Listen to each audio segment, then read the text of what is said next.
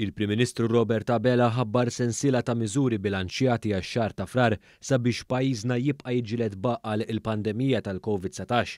Fil-Berġa ta' Kastilja flimkien mad-Deputat Prim Ministru u s-Supretendent tas-Saħħa, il-Prim Ministru ħabbar li l-attivitajiet tal-massa tal-Karnival mhux se jsiru. Ir-ristoranti f'Malta u Għawdex iridu jingħalqu sa 11 ta' billejl u ma jiftħux qabel is-6 ta' filgħodu u l-projbizzjoni tal-ftuħ tal-bars u każini se tiġi estiża sal-aħħar ta' frar. Brabta mal-miżuri f'Għawdex dwar il-btajjed tal-Karnival, Dr. Abela ħabbar ukoll li bejn 11 u 17 ta' frar kull min jitla fuq il-vapur qabel se titteħidlu t-temperatura u fl-istess perjodu persuni li jitilgħu bil-karozza fuq il-vapur iridu jibqgħu fiha tul il-vjaġġ kollu.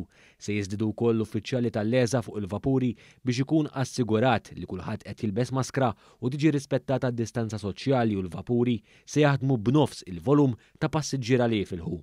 Fl-istess perjodu se jkun hemm impenċar li l-awtoritajiet tal-infurzar fosthom il-Pulizija se jagħmlu rondi addizzjonali fir-Rabat, in-Nadur, Marsalforn u Xlendi. Filwaqt li Transport Malta u Leza se jżidu rondi speċjali fl-irħula l-oħra biex jassiguraw l-osservanza tar-regoli kollha marbuta mal-COVID-19. Intant l-Awtorità Maltija għat-Turiżmu se tkun qed tagħmel spezzjonijiet spissi biex tiżgura li l-postijiet ta' akkomodazzjoni qed joperaw fil-parametri tal-liċenzja, partikolarment dwar in-numru ta' nies miġbura fihom biex bekk ma jkunx hemm aktar nies milli hemm sodod liċenzjati f'kull post kemm f'Malta kif ukoll f'Għawdex. Il-Prim Ministru qal li dan il-Gvern jifhem l-impatt ta' dawn id-deċiżjonijiet u bekk se jkun ta' spalla grazzi għall-introduzzjoni tat-tieni round ta' vouchers, il-COVID Week Supplement u l-għajnuna finanzjarja lil bars u każini li kellhom jalqu. Fil-fatt dwar din tal-aħħar, il-Prim Ministru ħabbar li fid-dawl tal-miżuri li ser jittieħdu għal frar ġie deċiż li l-għajnuna finanzjarja għal bars u l-każini ser tiżdied b'aktar mid-doppju.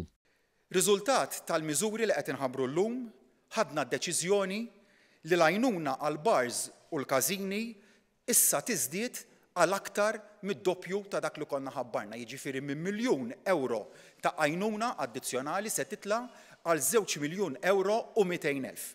Il-Prim Ministru tenna deċiżjoni importanti li ħal-Gvern biex ma jmux għal curfews u lockdown. In-nies ir-realtà hija li għajjew u meta n-nies tgħidilhom jew trid toqgħod fid-dar tiegħek il-ġurnata kollha, jew minn ħin sa ħin ma tistax toħroġ minn ġewwa d-dar tiegħek.